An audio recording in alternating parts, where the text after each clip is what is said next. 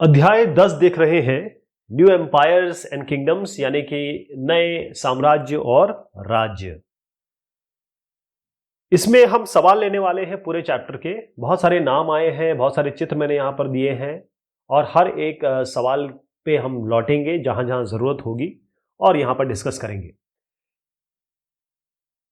पहली बात पूछी गई है, हु कंपोज द प्रशस्ति ऑफ चालुक्य किंग पुलकेशिन द्वितीय, पुलकेशिन टू। सबसे पहले समझ लीजिए कि चालुक्य और पल्लव दो नाम आएंगे इसमें। ये दोनों बहुत बड़े साम्राज्य थे। प्रशस्ति का मतलब होता है किसी के गुणगान में, किसी की तारीफ में, किसी के अगर आप मुरीद हैं उसके नाम पे जो चीजें लिखी गई। प्रशस्ति में बड़े बड़े सेंटेंसेस होते थे, लॉन्ग लॉन्ग सेंटेंसेस। जैसे ये सेंटेंस हो गया, ये फिर भी छोटा सेंटेंस है, तो आप इस तरीके से 3-4 मिला दीजिए। उस तरीके से बड़े बड़े सेंटेंसेस लिखे जाते थे अपने राजा या महाराज अधिराज के एजाज में, उनके रिस्पेक्ट में। ठीक है, तो मैं दिखा देता हूं आपको पहले पुलकेशिन द्वितीय।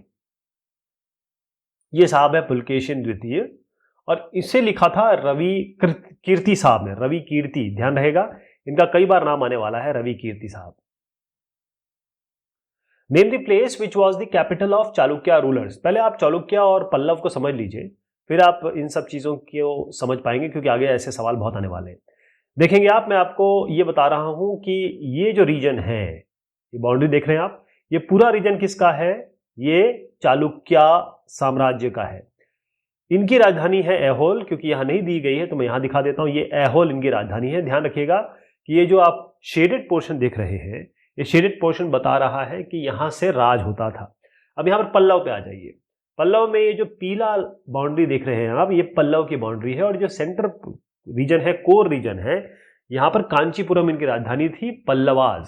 थोड़ा सा एक और चीज बता देता हूं, हर्ष का भी बहुत बार नाम आने वाला है, हर्षवर्धन। तो हर्षवर्धन का इलाका ये है ग्रीन वाला। ठीक, ये पूरा ग्रीन इलाका इनका है। अब चलते हैं अपने सवाल पे। Name the place which was the capital of Chalukya. अभी मैंने बता दिया आपको, ऐहोल। ऐहोल राजधानी थी चालुक्य रूलर्स की, चालुक्य शासकों की। Among the Gupta rulers the title of Maharaj Adhiraj was first adopted by. अब इसका उत्तर देखिएगा, चंद्रगुप्त है।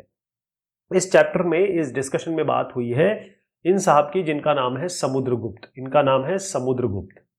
तो इनकी बात हुई है, लेकिन इनके जो दादा थे, इनके फादर के फादर, इनके जो दादा थे, उनका नाम था चंद्रगुप्त। चंद्रगुप्त, तो चंद्रगुप्त और ये जो समुद्रगुप्त हैं, इन दोनों ने ही महाराज अधिराज की पदवी प्राप्त की, टाइटल प्राप्त किया। महाराज अधिराज का मतलब होता है महाराजाओं के भी महाराजा। Who was the founder of the Gupta dynasty. अगर आप इस चैप्टर को पढ़ेंगे तो आप इसका जवाब देंगे चंद्रगुप्ता, जरूर यही देंगे, लेकिन इसमें एक थोड़ा सा पेंच है। ध्यान रहे, चंद्रगुप्ता जो है वन, जिसे हम कहते हैं, वो तो हैं, वो किंग थे हिंदुस्तान के, थे वो। अपना जो एम्पायर था उसको उन्होंने शुरू किया था। गुप्ता एम्पायर या गुप्त साम्राज्य की स्थापना तो इन्होंने की थी, लेकिन ये थे ग्रैंडसन। ये थे किसके?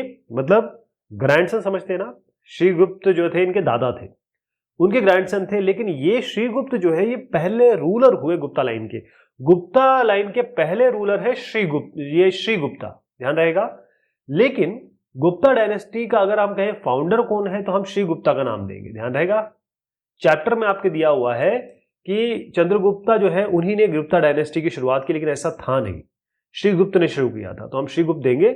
आप इसमें चंद्रगुप्त तभी देंगे जो पहले माने हुए, पहले जिसे कहेंगे कि सम्मानित या फेमस रूलर हुए, और जिन्होंने एक्चुअल साम्राज्य की स्थापना तो वैसे चंद्रगुप्त ने ही की, लेकिन शुरुआत तो श्रीगुप्त ने ही की थी। Why most of the rulers of the time took the title of maharaja and Maharajadhiraj. अब आप बोलते हैं ना पूजनीय, किसी को पूजनीय बोलते, किसी को परम पूजनीय, किसी को परम पूज्य, 1108 आदरणीय, ऐसे नाम लगाते हैं। उसका नाम क्यों लगाते हैं? क्योंकि आप उसको, उसका लेवल बढ़ाना चाहते हैं, उसको बताते हैं आप इनसे भी ऊपर है, इनसे भी ऊपर है। तो ये महाराज अधिराज, महाराज, ये सब जो बड़ी बड़ी पदवियां थी, वो अपनी पावर, अपना स्ट्रेंथ, अपना इन्फ्लुएंस, अपना प्रभुत्व, अपना एजाज बुलंद करने के लिए ये सब लोग जो थे, वो जितने भी बड़े बड़े राजा जिन्होंने अपने आप अपनी पदवी दे दी, या लोगों ने दे दी, या किसी उनके साथियों ने दे दी, इसलिए होता था ये। Who check Harsha's march into the Deccan. पहले मैं कहानी समझाता हूं आपको हुआ क्या। हुआ ये कि हर्षवर्धन बड़े पावरफुल हो गए, काफी जगह इन्होंने, इनकी बहुत कहानी है किस तरीके से इन्होंने ये मगध और ये बंगाल पे कब्जा किया।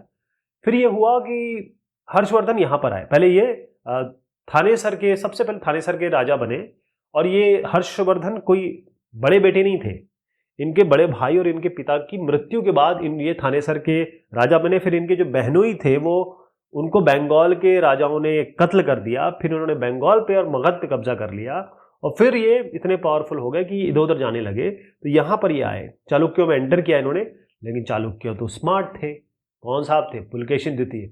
इन्होंने हर्ष का हर्ष नहीं रहने दिया।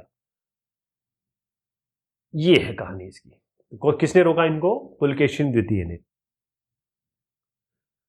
Harsha was the ruler of Kannauj. देखिएगा जरा, कन्नौज आ रहा है क्या इसमें? ठीक है, सही हो गया, सही कर दीजिए इसको। यस, हर्षवर्धना, हर्षा नहीं है ये, हर्षवर्धन पूरा नाम है इनका, और ये रूलर थे यानी शासक थे कन्नौज के। Name the Kannauj ruler who was credited for performing Ashvamedha sacrifices several times.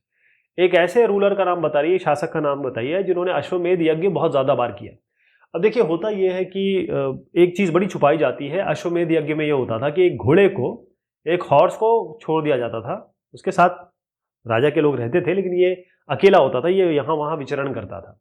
जो राजा इसको रोक लेता था उसको हर्षवर्धन से, अब मैं नाम ही ले लेता हूँ, हर्षवर्धन से लड़ाई करनी होती थी। और अगर किसी ने ऐसे ही छोड़ दिया तो वो मान लिया जाता था कि हर्षवर्धन के अनुयायी बन गई, या उनको मान लिया कि भाई आप राजा है, आप हमसे लड़ाई मत करो, हम आपकी बात सुनेंगे। ये हो गया।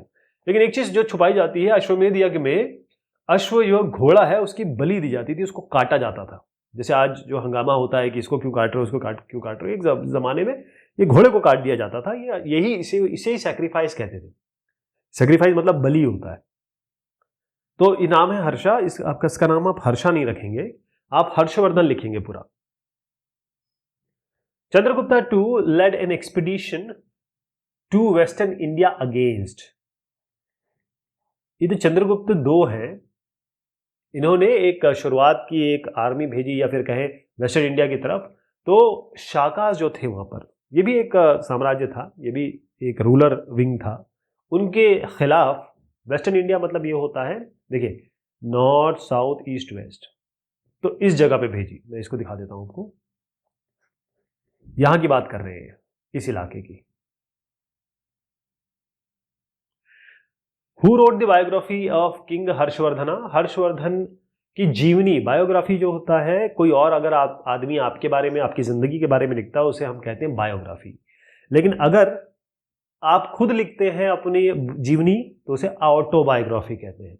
तो इनको लिखा था बाणभट्ट ने। बाणभट्ट को दिखाता हूं, ये बाणभट्ट इनके ये साहब है। ये हर्षवर्धन के कोर्ट में, जिसे हम राज दरबार कहते हैं, उसमें एक कवि थे, बड़े इंपॉर्टेंट आदमी थे। इन साहब ने राजा हर्षवर्धन की जीवनी लिखी। Who was Banabhatta. देख लिया आपने, चित्र देख लिया था अभी। बाणभट्टा एक पोएट थे, कवि थे, और ये हर्षवर्धन के कोर्ट में, कोर्ट मतलब राज दरबार की बात कर रहा हूं मैं। तो सभा वॉज एन असेंबली ऑफ। अब हमें कई ऐसे इंस्क्रिप्शंस मिले हैं, खासतौर पे चालुक्य और पल्लवास में ज्यादा मिले। तो वहां पर हमने देखा कि कुछ सभा होती थी। सभा जैसे आजकल हम एसोसिएशन बना लेते हैं, आजकल हम कमिटीज बना लेते हैं, आजकल हम ग्रुप बना लेते हैं, है ना। ये जो ग्रुप्स होते हैं, एसोसिएशन, उस तरीके से वहां सभा हुआ करती थी।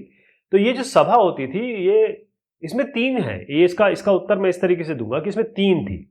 तो एक सभा जिसका नाम सभा था, वो उन लोगों की कमेटी या उन लोगों का एसोसिएशन था, उन लोगों का ग्रुप था जो कि जमीन लैंड ओनर्स थे, मतलब जमीन उनके पास बहुत थी, लेकिन साथ में वो ब्राह्मण्स भी थे। ब्राह्मण भूस्वामी, ब्राह्मण भूस्वामी, ब्राह्मण लैंड ओनर्स।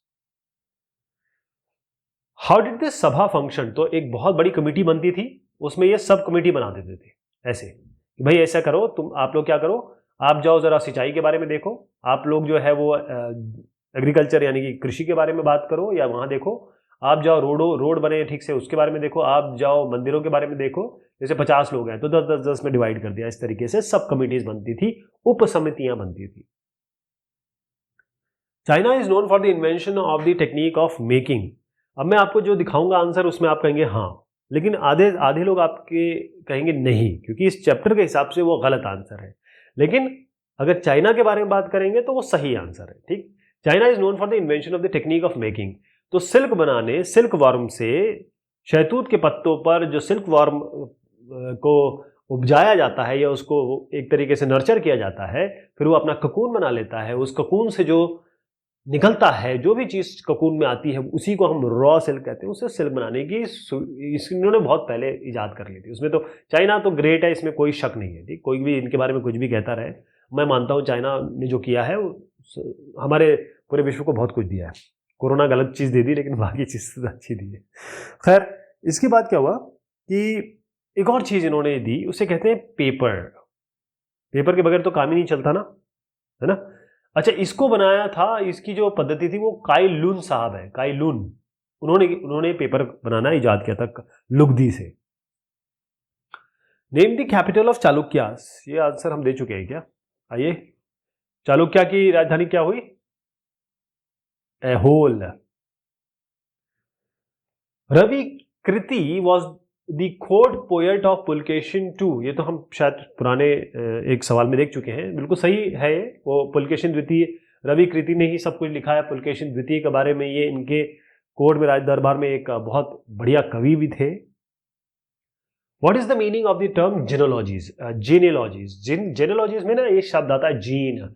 जीन का मतलब होता है जब आप ऑफस्प्रिंग, यानी आप है, आप किसी महिला के साथ संभोग करेंगे तो एक पुत्र या पुत्री की प्राप्ति होगी, और किसी ने संभोग किया होगा, किसी महिला पुरुष ने, तो आप आए होंगे, तो आपने किया, फिर ये आए। तो ये जो पता है ना कि कौन इंसिस्टर है, आपके पिता कौन है, उनके पिता कौन है, या आपका बेटा कौन है, उनका बेटा कौन है, इसी को हम जेनेलॉजीज कहते हैं। लिस्ट ऑफ एंसेस्टर्स या लिस्ट ऑफ सक्सेसर्स।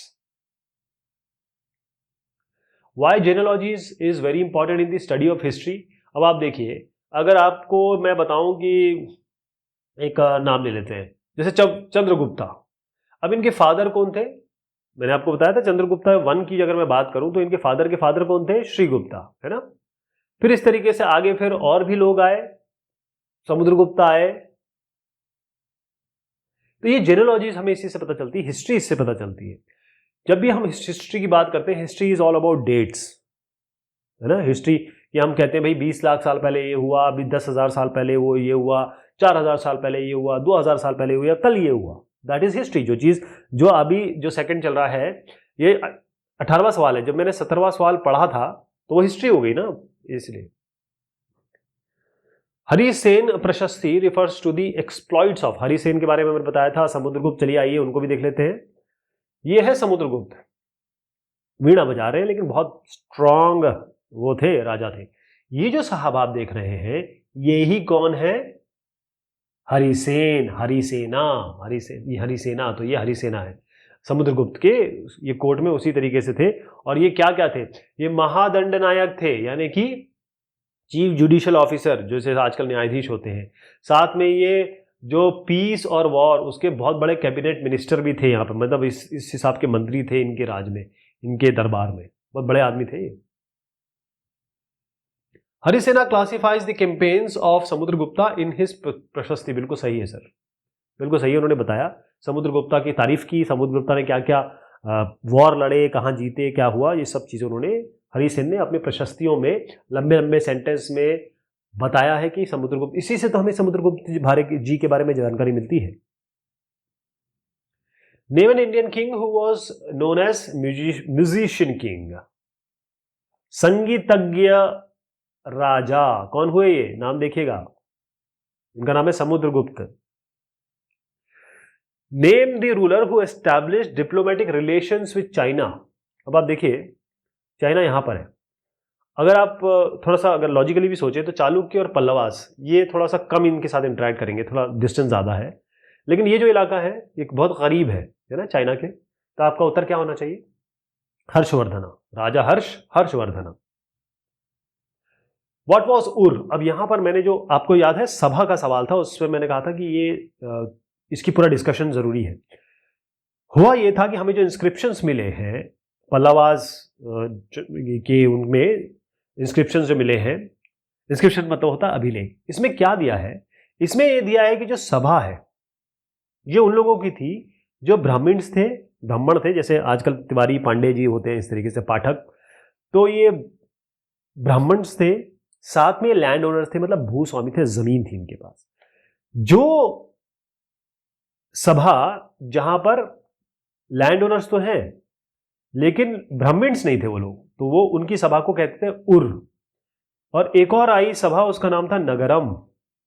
ये उनकी सभा थी जो थे मर्चेंट्स यानी ट्रेडर्स यानी व्यापारी गण। तो व्हाट वाज उर, ये विलेज असेंबली थी यानी सभा थी, लेकिन मैंने आपको बताया किसकी थी, उन लैंड ओनर्स की, उन जमीन या के जमींदारों की, उन भूस्वामियों की जो ब्राह्मण नहीं थे। For whom the title Maharaja is use for the Gupta records. तो ये तो खैर श्री गुप्ता भी हो गए, घटोत्कच हो गए, इन सबके नाम आते हैं इसमें। Name the capital of Gupta dynasty. Gupta dynasty का कैपिटल क्या है, चलेंगे? पहले मैं बता देता हूं, पाटलिपुत्र पटना। चलते हैं। आप देखिए यहां पर पाटलिपुत्र है, पटना, ये है पाटलिपुत्र पटना, और ये है इनकी राजधानी हुआ करती थी जो पाटलिपुत्र पटना। आज भी ये बहुत इंपॉर्टेंट शहर है, बल्कि बिहार की तो राजधानी है।